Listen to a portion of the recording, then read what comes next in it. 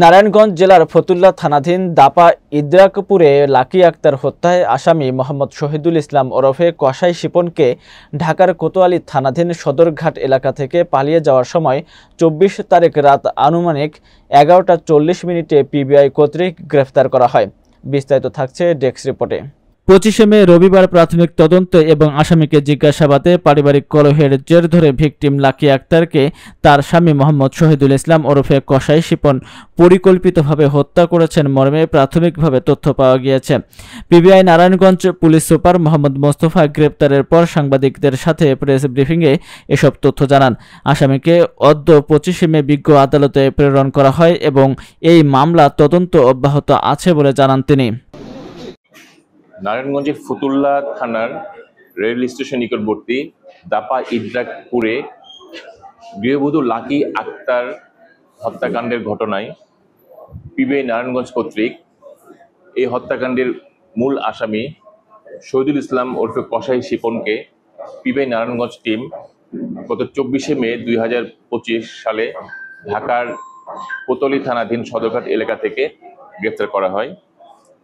আপনারা জানেন, গত 19 মে 2025 সালে রাত 11:30টার সময় ভিকটিম লাকি আক্তারের বোন সানিয়া আক্তার স্থানীয় গণ্যমান্য ব্যক্তিদের সাথে নিয়ে তার বোনের বাড়িতে গিয়ে দেখে যে বাড়িতে তালাবদ্ধ এবং তালা ভেঙে তার ভিতরে প্রবেশ করে দেখেন যে তার বোন ভিকটিম লাকি আক্তার বিছানায় শায়িত অবস্থায় আছে এবং তার মুখে, গালে, পিঠে, গলায় আঘাত এবং মারধরের চিহ্ন রয়েছে।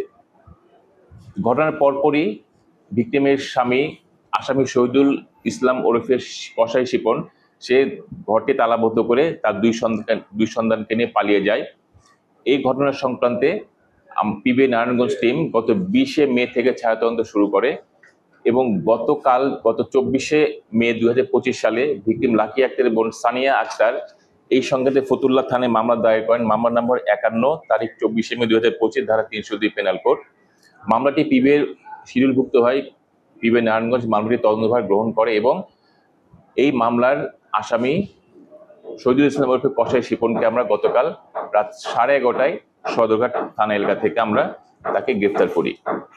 আসামিকে প্রাথমিক জিজ্ঞাসাবাদে এবং প্রাপ্ত তথ্য বিশ্লেষণ করে জানা যায় যে এই মামলার আসামি শিপন তার স্ত্রী লাকি আক্তারকে গত 19 মে সন্ধ্যা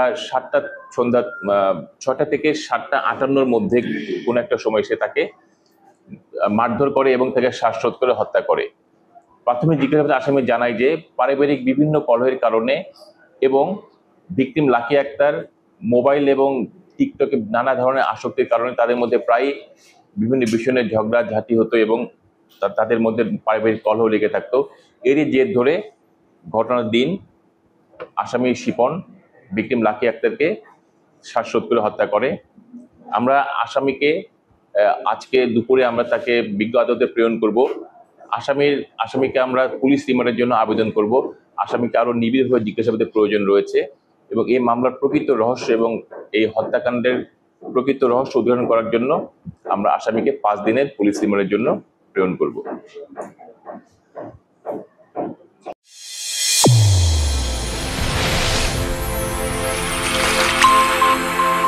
চ্যানেল A1 হৃদয়ের স্পন্দন।